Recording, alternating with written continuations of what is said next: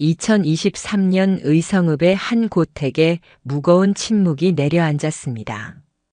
사업으로 큰 성공을 거두었던 아버지의 장례를 마치던 그날 오후였죠. 잘 차려입은 변호사가 서류 가방을 열어 익숙지 않은 문서를 펼쳐들었습니다. 수십 년 평생을 일궈온 한 집안의 재산이 종이 위에 차가운 숫자로 정리되는 순간이었습니다. 그룹 계열사 지분부터 수도권의 빌딩, 막대한 현금 자산까지 오빠들은 각각 수백억 원에 달하는 상속분을 확인하며 숨죽였습니다. 하지만 20년 아버지를 위해 자신의 모든 것을 희생했던 막내딸에게 돌아온 것은 아무도 예상치 못한, 오히려 짐처럼 느껴지는 충격적인 유산뿐이었습니다. 그날 그녀의 세상은 완전히 무너져 내리는 듯 했죠. 구독과 좋아요 눌러주세요. 알림 설정을 해두시면 새로운 영상을 가장 먼저 만나보실 수 있습니다. 의성읍 고택의 큰 사랑방에 변호사가 가져온 공증된 서류 봉투가 놓여 있었습니다. 장례를 치르느라 모두 지쳐 있었지만 묘한 긴장감과 함께 침묵이 흘렀습니다. 탁자 주위로는 아버지의 두 아들인 첫째 오빠와 둘째 오빠 그리고 그들의 아내들인 새언니들, 마지막으로 병색이 가시지 않은 얼굴의 막내딸 박선영이 앉아 있었습니다. 지난 20년간 아버지의 병간호에 매달리느라 박선영은 자신의 이름 세 글자마저 낯설게 느껴질 만큼 삶이 희미해져 있었죠. 변호사의 차분한 목소리가 공기를 갈랐습니다. 그는 아버지 박성호 씨의 유언장 내용을 읽어 내려갔습니다. 유언장에는 아버지께서 평생 일궈온 사업체의 지분, 서울과 수도권에 있는 여러 채의 빌딩, 그리고 상당한 규모의 예금 자산에 대한 내용이 상세히 명시되어 있었습니다. 자산 규모는 예상했던 것 이상으로 어마어마했죠. 수천억 원에 달하는 재산이었습니다. 첫째 오빠와 둘째 오빠의 이름 옆에 적힌 상속 재산 내역이 호명될 때마다 그들의 얼굴에는 미세한 만족감과 함께 숙연한 표정이 교차했습니다. 그들은 아버지 사업의 후계자로서 이미 오래전부터 이 순간을 기다려왔을 겁니다. 변호사는 담담하게 숫자를 읽어 내려갔고 탁자 위에 펼쳐진 서류에는 복잡한 기업 구조와 부동산 목록이 빼곡히 적혀 있었습니다. 마지막으로 변호사가 박선영의 이름을 불렀습니다. 숨죽이던 오빠들과 새언니들의 시선이 일제히 박선영에게 쏠렸습니다. 20년 병간호를 도맡은 그녀에게 아버지가 어떤 재산을 남기셨을까 모두가 궁금해하는 눈치였죠.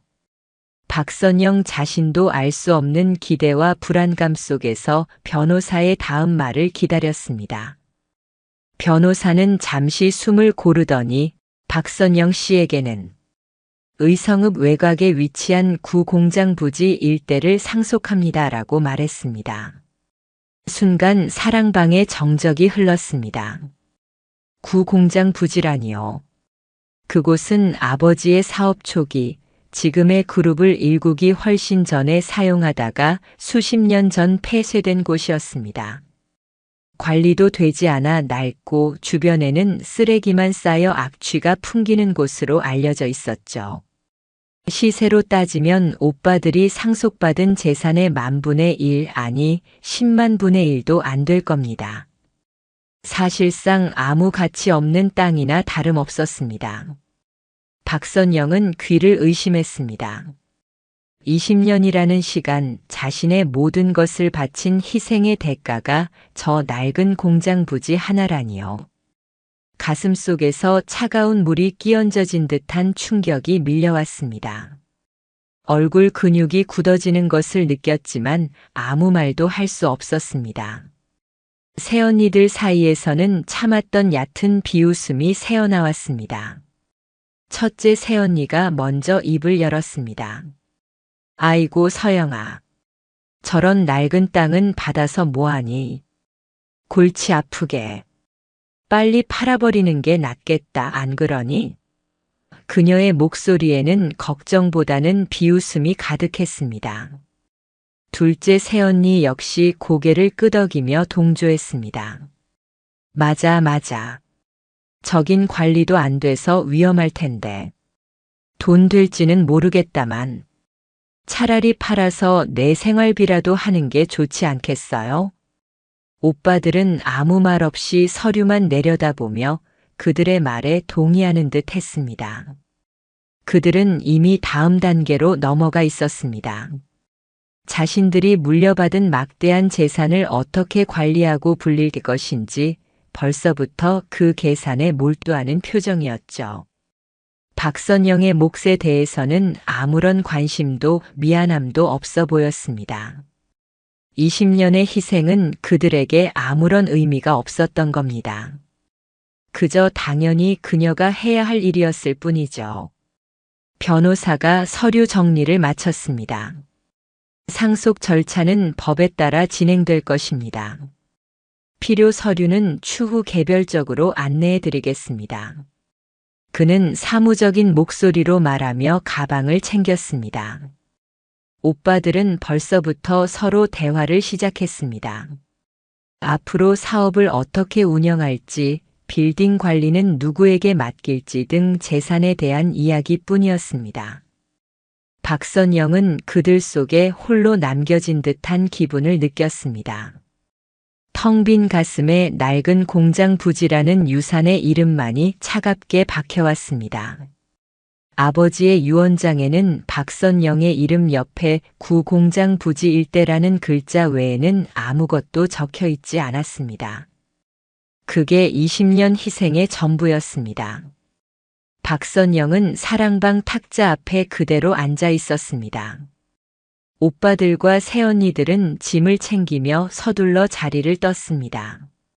서울로 돌아갈 준비를 하는 그들의 뒷모습에서는 어떠한 미련이나 감정도 느껴지지 않았죠.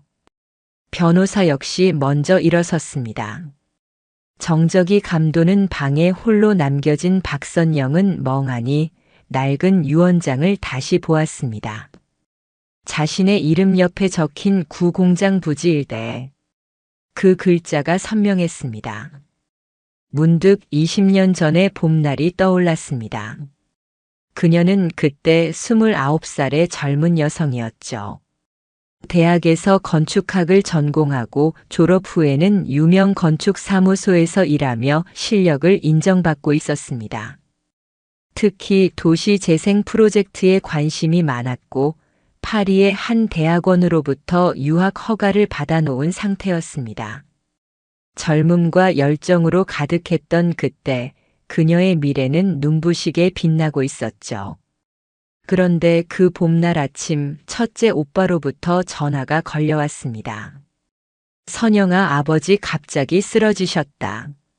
아무래도 큰일 난 것 같으니 빨리 내려와봐. 급하게 고향으로 내려온 박선영이 마주한 것은 뇌출혈로 반신이 마비된 아버지의 모습이었습니다. 충격과 슬픔에 잠길 겨를도 없이 병간호가 시작되었습니다. 처음에는 잠깐일 거라고 생각했습니다. 아버지의 회복을 돕고 다시 서울로 돌아가 자신의 꿈을 이어갈 수 있을 거라고 믿었습니다. 하지만 아버지의 병세는 더디게 호전되었고 거동이 불편해지면서 누군가의 지속적인 보살핌이 필요하게 되었습니다. 그때부터 형제들의 이야기가 시작되었습니다. 첫째 오빠는 나는 사업체를 물려받아야 하니 자리를 비울 수 없다고 말했습니다. 둘째 오빠는 나는 전문직 특성상 시간을 내기 어렵고 아이들 교육 문제도 있어서 서울 생활을 정리하기 힘들다고 했습니다. 그리고 그들의 시선은 자연스럽게 박선영에게 향했죠. 선영아, 네가 제일 낫지 않겠냐. 너는 아직 미혼이고 지금 하는 일도 잠시 쉬었다 다시 하면 되지 않냐. 우리야 각자 가정도 있고 해야 할 일이 있으니 네가 아버지 곁을 지키는 게 맞다. 그들의 말은 부탁이 아니었습니다. 이미 결정된 사실을 통보하는 듯한 어조였죠. 박선영은 반박할 수 없었습니다. 가족의 돌이라는 무게와 아픈 아버지를 두고 쉽게 발길이 떨어지지 않는 마음 때문에 그녀는 결국 고향에 남기로 결정했습니다. 유학 허가서는 서랍 속에 잠들었고 건축가의 꿈은 흐릿해져 갔습니다. 그렇게 시작된 간병이 20년이라는 긴 세월로 이어질 줄은 그때는 상상조차 하지 못했습니다. 그 후로 박선영의 삶은 아버지의 병세에 맞춰 돌아갔습니다. 새벽 일찍 일어나 아버지의 식사를 챙기고 약을 준비했습니다. 하루 종일 곁을 지키며 대소변을 받아내고 불편한 몸을 닦아드렸죠. 밤에는 혹시라도 무슨 일이 생길까 전전긍긍하며 뜬 눈으로 보내는 날이 많았습니다. 오빠들은 가끔씩 병원비를 보내거나 명절에 잠깐 들러 얼굴만 비추고 서둘러 돌아가곤 했습니다. 올 때마다 고생이 많다는 말은 건넸지만 그뿐이었습니다.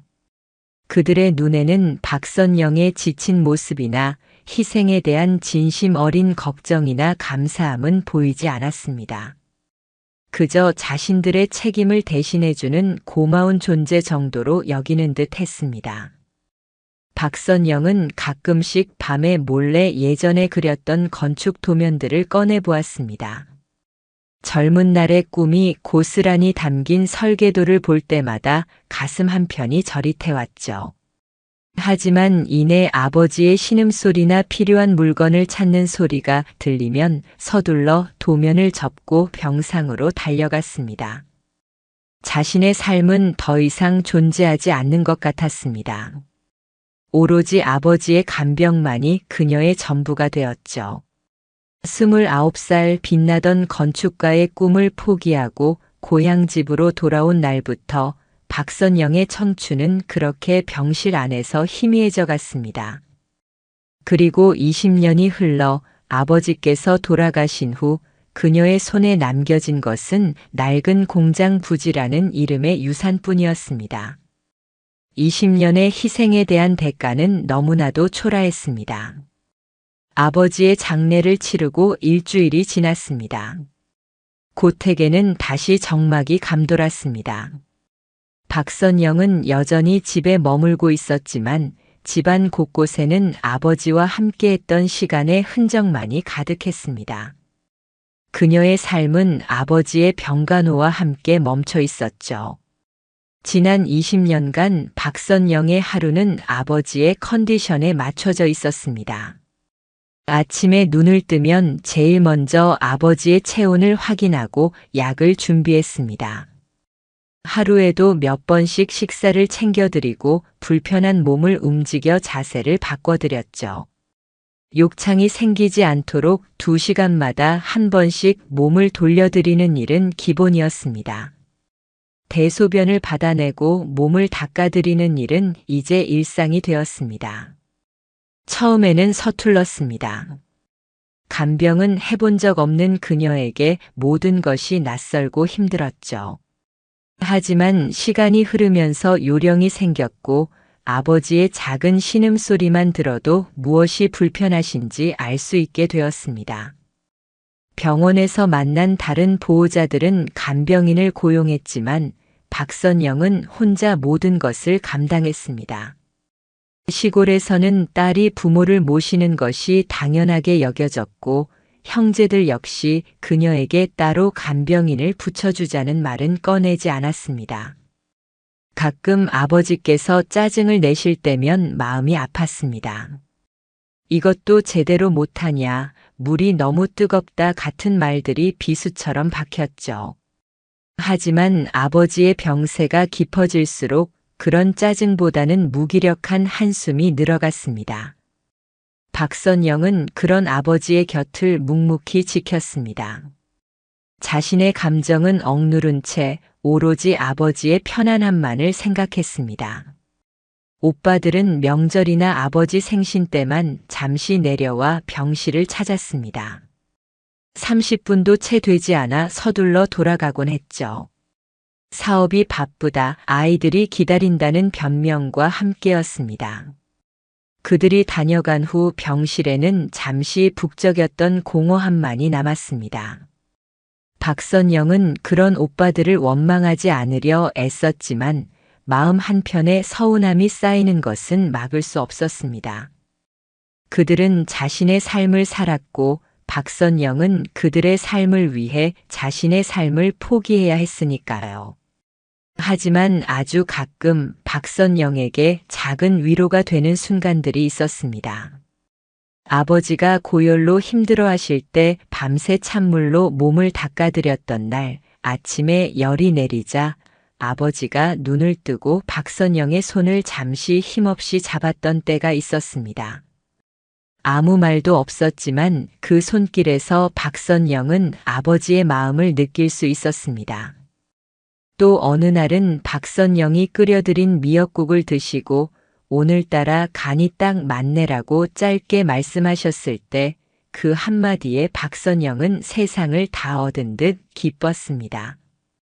그런 작은 순간들이 20년의 고된 간병을 버티게 하는 힘이 되었습니다. 아버지의 사업체에서 오랫동안 근무했던 김 부장님도 가끔 병문안을 오셨습니다. 그는 말수가 적었지만 병상 옆에서 묵묵히 간호하는 박선영을 눈여겨보았습니다. 회장님, 우리 막내딸 덕분에 편안하십니다라고 아버지께 말씀드리곤 했죠. 김 부장님의 따뜻한 시선은 박선영에게 큰 위안이 되었습니다. 마치 자신의 희생을 알아주는 사람이 있다는 느낌이었으니까요. 김 부장님은 아버지 사업의 산증인이었고 아버지의 성품을 누구보다 잘 아는 분이셨습니다. 박선영은 김 부장님을 보며 아버지의 사업 초기 힘들었던 시절 이야기를 듣곤 했습니다. 시간이 흘러 어머니께서 먼저 세상을 떠나셨습니다. 아버지는 어머니를 보내고 더욱 쇠약해지셨죠. 박선영은 어머니 간병에 이어 아버지 간병까지 쉼없이 20년이라는 세월을 병상 옆에서 보냈습니다. 그녀의 청춘은 그렇게 아버지의 그림자 속에서 지나갔습니다.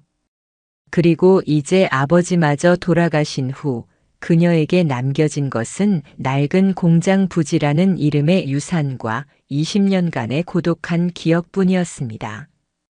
아버지의 장례를 치른 지 며칠 후 첫째 오빠와 둘째 오빠는 상속 재산 정리를 위해 다시 의성고택으로 내려왔습니다. 변호사와 함께 온 그들의 분위기는 이미 지난번 유언장 낭독 때와는 사뭇 달랐습니다. 무거운 슬픔보다는 비즈니스적인 긴장감이 맴돌았죠.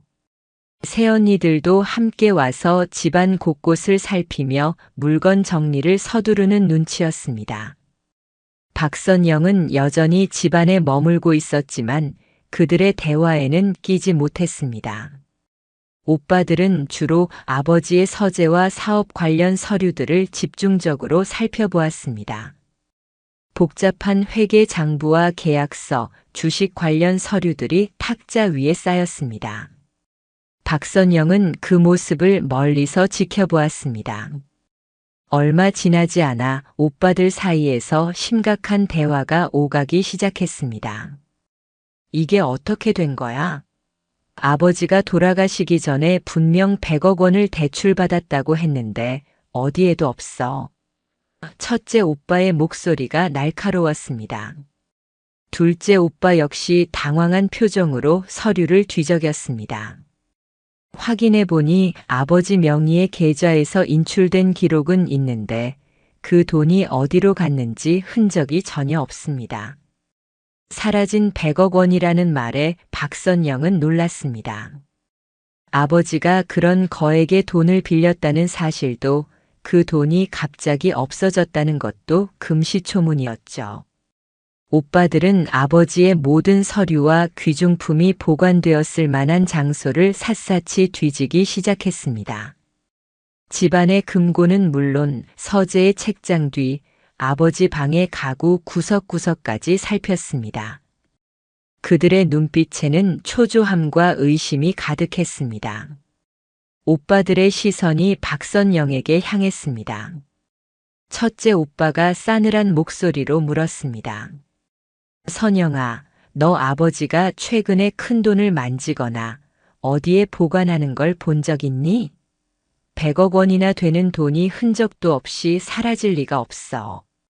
그의 말에는 박선영이 혹시 돈의 행방을 알거나 심지어 돈에 손을 댄 것이 아니냐는 의심이 담겨 있었습니다. 박선영은 충격과 함께 모멸감을 느꼈습니다. 20년 동안 아버지 곁을 한시도 떠나지 않고 헌신한 자신을 의심하다니요. 가슴속에서 차가운 분노가 치밀어 올랐지만 목소리는 떨렸습니다. 저는 전혀 모르는 일이에요. 아버지께서 그런 돈 이야기를 하신 적도 없고. 둘째 오빠가 박선영의 말을 끊었습니다. 이상하네. 그렇게 큰 돈을 아버지가 혼자 처리하셨을 리 없는데. 혹시 아버지께서 너에게 따로 맡긴 물건이나 중요한 서류 같은 건 없었니?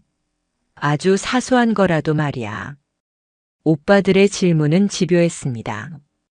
그들은 돈을 찾기 위해 박선영을 추궁하는 것을 주저하지 않았습니다. 박선영은 서운함과 배신감에 목이 메었습니다. 자신들의 재산에만 눈이 멀어 20년 희생한 동생을 쉽게 의심하는 모습에 깊은 상처를 받았습니다. 새언니들은 옆에서 거들었습니다. 저런 돈은 어디 땅속에 묻어놓은 건 아닐까? 옛날 분들은 그런 경우도 있다고 하던데. 아니면 아버지가 정신이 온전치 않으실 때 어디 이상한 곳에 써버리신 건가? 그들의 말은 박선영의 의심을 부추기는 듯 했습니다. 오빠들은 그날 밤늦게까지 집안을 뒤졌지만 사라진 100억 원의 흔적은 찾지 못했습니다. 초조함과 실망감이 역력한 얼굴이었죠. 그들은 내일 다시 오겠다며 서둘러 집을 나섰습니다. 남겨진 박선영은 텅 빈 집안에 홀로 남아 복잡한 심경에 잠겼습니다. 사라진 100억 원 그리고 자신을 향한 오빠들의 의심. 이 모든 상황이 무엇을 의미하는 걸까요? 아버지께서 정말 그 큰 돈을 어디에 숨기신 걸까요? 아니면 다른 이유가 있는 걸까요? 20년 희생의 대가로 받은 낡은 공장 부지와 함께 박선영에게는 알 수 없는 미스터리와 가족에 대한 깊은 실망감만이 남았습니다. 오빠들과 새언니들이 떠난 후 고택에는 다시 정적이 찾아왔습니다. 하지만 박선영의 마음속은 폭풍우가 몰아치는 듯 했습니다. 사라진 100억 원, 자신을 향한 형제들의 의심, 그리고 20년 희생의 대가로 받은 낡은 공장 부지. 이 모든 것이 뒤섞여 그녀를 괴롭혔습니다. 다음 날 오빠들은 다시 찾아와 아버지의 유품 정리를 시작했습니다.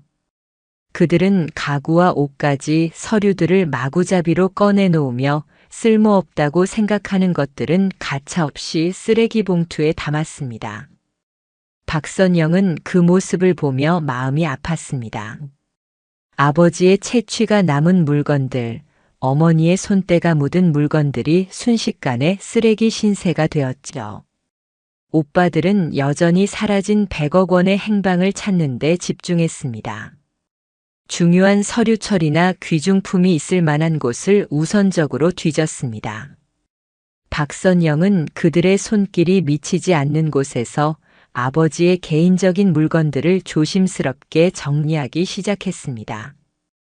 간병하는 동안 아버지 곁에 늘 놓여있던 낡은 탁상시계, 손때 묻은 만년필, 즐겨 입으시던 낡은 카디건 같은 것들이었습니다. 오빠들에게는 아무 가치 없어 보이는 물건들이었죠. 아버지가 쓰시던 작은 서랍장을 정리하던 중이었습니다. 겉보기에는 평범한 서랍장 중 하나였지만 아버지가 생전에 이 서랍장 옆에 앉아 무언가를 꺼내거나 넣어두시는 모습을 가끔 본 기억이 떠올랐습니다. 서랍 안에는 오래된 편지 묶음과 사진들, 그리고 아버지가 쓰시던 손때 묻은 도구들이 들어 있었습니다. 서랍장 깊숙한 곳을 살피던 박선영의 손에 무언가 단단한 것이 만져졌습니다. 다른 서랍 칸보다 바닥이 두꺼운 듯 했습니다. 손톱으로 틈새를 조심스럽게 파내자 나무로 된 작은 덮개가 들렸습니다. 그 아래에 숨겨진 공간이 나타났습니다. 심장이 빠르게 뛰기 시작했습니다. 숨겨진 공간 안에는 누런 종이 한 장과 낡은 금속 열쇠 하나가 들어 있었습니다. 떨리는 손으로 종이를 꺼내자 아버지의 삐뚤삐뚤한 필체로 쓰인 글씨가 보였습니다. 내 딸 선영아, 이 글을 네가 보고 있다면 어머니 산소 오른쪽 8번째 돌 아래를 찾아보거라. 내가 너를 위해 무언가를 남겨두었다. 아버지의 글씨였습니다. 분명 아버지의 목소리가 들리는 듯 했습니다. 박선영은 충격에 숨을 멈췄습니다. 어머니 산소라니요. 왜 아버지께서 무덤에 무언가를 숨겨두신 걸까요? 그것도 자신만을 위한 것이라고 적혀 있었습니다. 옆방에서 오빠들이 아무것도 없어. 라며 실망하는 소리가 들려왔지만 박선영에게는 들리지 않았습니다. 그녀의 눈은 오로지 손에 들린 쪽지와 낡은 열쇠에 고정되어 있었습니다. 이 작은 단서가 무엇을 의미하는지는 알 수 없었지만 직감적으로 이것이 아버지의 사라진 100억 원 그리고 오빠들이 찾고 있는 무언가와 연결되어 있음을 느꼈습니다. 오빠들이 찾지 못하고 버려둔 아버지의 유품 속에서 박선영은 아버지께서 자신에게만 남기신 비밀스러운 메시지를 발견한 것입니다. 20년간의 무심함 뒤에 숨겨진 아버지의 진심이 담겨 있을지도 모른다는 생각에 박선영의 가슴은 복잡한 감정으로 술렁였습니다. 낡은 열쇠는 차갑게 빛났지만 박선영에게는 한 줄기 희망처럼 느껴졌습니다.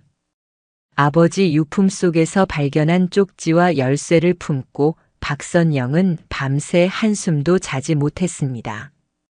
아버지께서 어머니 산소의 특정 위치에 자신만을 위해 무언가를 남겨두셨다는 사실이 머릿속을 떠나지 않았죠.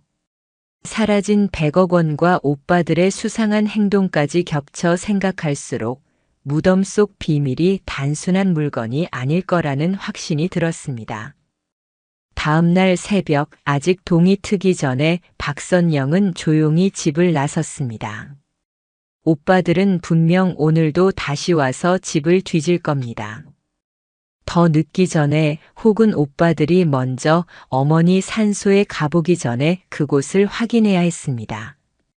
작은 손전등과 삽을 챙기고 낡은 등산화에 발을 구겨 넣었습니다. 가슴 속에는 알 수 없는 두려움과 기대감이 뒤섞여 있었습니다. 어머니의 산소는 마을 뒷산 중턱에 있었습니다. 20년 전 어머니께서 돌아가시고 이곳에 모셨죠. 간병 때문에 자주 찾아뵙지는 못했지만 명절이나 부모님 기일에는 꼭 들렀던 곳입니다. 어둠이 채 가시지 않은 산길을 오르는 발걸음은 무거웠습니다. 나이든 몸으로 산을 오르는 것이 쉽지 않았지만 박선영은 이를 악물고 발을 옮겼습니다. 나뭇가지에 스치는 소리와 낙엽 밟는 소리만이 정적을 깼습니다. 산 중턱에 자리한 가족 묘소에 도착했습니다. 새벽 안개가 자욱하게 끼어 주변이 희미했습니다. 아버지와 어머니의 합장묘가 눈에 들어왔습니다. 잠시 비석 앞에 서서 묵념했습니다. 아버지, 어머니, 저 왔어요. 죄송해요, 이렇게 찾아와서. 쪽지에 적힌 대로 어머니 산소 오른쪽 경계석을 따라 걸었습니다. 하나, 둘, 셋.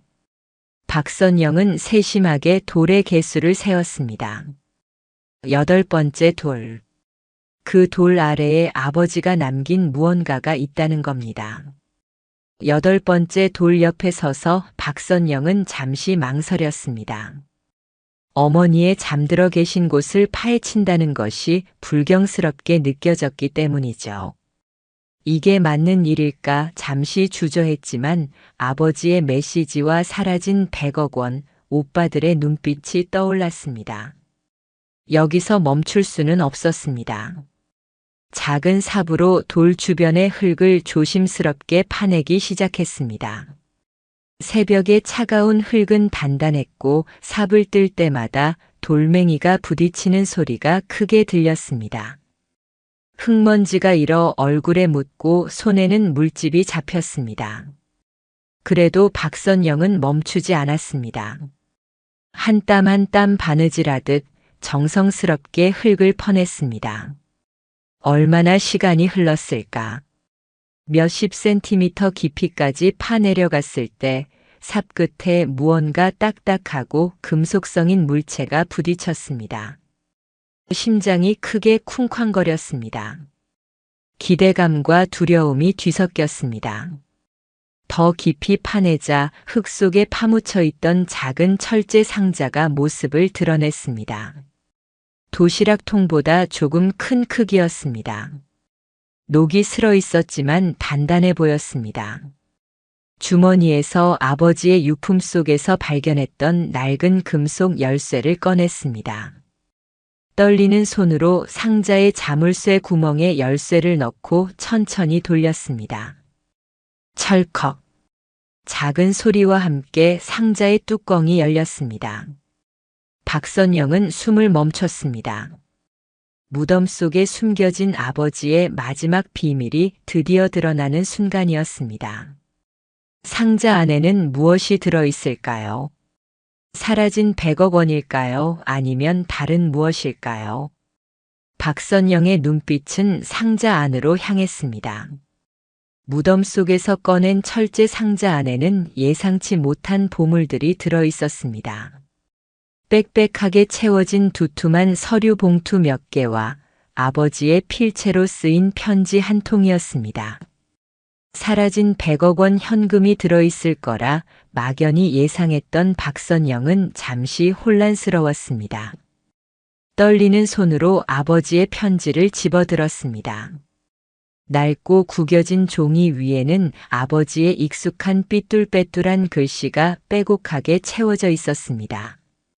사랑하는 내 딸 선영아. 편지의 첫 구절을 읽는 순간 박선영의 눈시울이 뜨거워졌습니다. 평생 무뚝뚝하고 살갑지 않았던 아버지에게 사랑하는 내 딸이라는 말을 듣게 될 줄은 상상도 못했습니다. 눈물이 차올라 글자가 흐릿해졌지만 박선영은 손가락으로 글씨를 더듬으며 편지를 읽어내려갔습니다. 네가 이 편지를 보고 있다면 내가 너를 위해 준비한 것을 찾았다는 뜻이겠구나. 오랫동안 숨겨두어 미안하다. 하지만 이게 네가 가진 것을 지킬 수 있는 유일한 방법이라고 생각했다. 아버지는 편지에 오빠들에 대한 이야기를 적어 놓으셨습니다. 그들이 사업과 재산에 눈이 멀어 박선영의 희생을 당연하게 여기고 사후에는 그녀의 목까지 탐낼 것을 미리 알고 계셨다는 내용이었습니다. 그래서 당신의 재산 중 일부를 형제들이 전혀 알 수 없는 방식으로 숨겨두고 오직 박선영만이 찾을 수 있도록 단서를 남겼다는 것입니다. 어머니 산소에 숨긴 이유는 어머니가 당신에게 가장 소중한 분이었고 그곳이 외부의 손길이 닿기 어려운 안전한 장소라고 생각하셨기 때문이라고 적혀 있었습니다. 너의 20년. 내가 모를 리 있겠느냐. 네가 젊음과 꿈을 포기하고 나를 위해 바친 시간들을 단 한순간도 잊은 적 없다. 내가 겉으로는 표현 못했지만 너는 나에게 가장 소중하고 자랑스러운 딸이었다. 네가 밤새도록 내 곁을 지키고 힘들게 몸을 닦아주고 음식을 먹여주던 모든 순간들이 나에게는 가장 큰 위안이었다. 아버지의 진심 어린 고백에 박선영은 참았던 눈물을 쏟아냈습니다. 20년간 단 한 번도 직접 듣지 못했던 아버지의 사랑과 인정이 담긴 말이었습니다. 오빠들은 몰랐던, 아무도 알아주지 않았던 그녀의 희생을 아버지는 모두 알고 계셨던 것입니다. 편지 마지막에는 이렇게 적혀 있었습니다. 이 상자 안에 있는 것은 내 20년 희생에 대한 보상이 아니라 앞으로 네가 살아갈 너의 삶을 위한 선물이다. 내 꿈을 다시 펼치고 네가 원하는 삶을 살아라. 이 유산은 오직 너만을 위한 것이며 법적으로도 안전하게 지켜질 것이다. 나의 사랑하는 딸 선영아, 부디 행복하여라. 가슴 벅찬 감동과 함께 박선영은 서류 봉투를 열었습니다. 그 안에는 각종 금융상품 가입 증서, 부동산 등기 관련 서류들이 들어 있었습니다. 액수를 확인하는 순간 박선영은 다시 한번 큰 충격에 휩싸였습니다. 아버지께서 사라졌다고 했던 100억 원은 물론 그보다 훨씬 많은 자산이 모두 박선영의 이름으로 신탁되어 있거나 증여된 상태였습니다. 수도권 요지의 상가 건물, 해외 주식, 고액 예금 등 총 가치는 오빠들이 상속받은 재산에 필적하거나 어쩌면 그 이상일 수도 있었습니다. 아버지는 정말 상상조차 할 수 없는 규모의 유산을 박선영만을 위해 숨겨두셨던 것입니다. 무덤가에 앉아 박선영은 한참을 울었습니다. 슬픔이 아닌 억눌렸던 모든 감정이 터져나오는 울음이었습니다. 20년간의 외로움, 서러움, 그리고 이제야 확인한 아버지의 깊은 사랑과 인정. 그 모든 것이 뒤섞여 쏟아져 나왔습니다. 아버지는 결코 자신을 버리지 않았습니다. 오히려 가장 안전한 곳에 가장 소중한 것을 숨겨두고 그녀에게 새로운 삶을 살 기회를 남겨주셨던 겁니다. 무덤 속에서 아버지의 마지막 유언과 함께 박선영은 잃어버렸던 자신의 가치와 앞으로 나아갈 힘을 되찾았습니다. 무덤 속에서 아버지의 비밀 유산과 진심을 확인한 박선영은 더 이상 과거의 그녀가 아니었습니다. 20년의 희생이 헛되지 않았다는 아버지의 마지막 메시지는 그녀에게 다시 살아갈 용기를 주었습니다. 무덤을 정리하고 산을 내려오는 발걸음은 가벼웠습니다. 서울로 올라온 박선영은 아버지의 편지에 언급된 신탁회사와 김 부장에게 연락했습니다. 김 부장은 아버지의 계획을 일부 알고 있었고 박선영을 진심으로 도왔습니다. 변호사를 통해 상속 및 신탁 절차를 진행하는 동안 아버지께서 얼마나 치밀하고 철저하게 이 모든 것을 준비하셨는지 알게 되었습니다.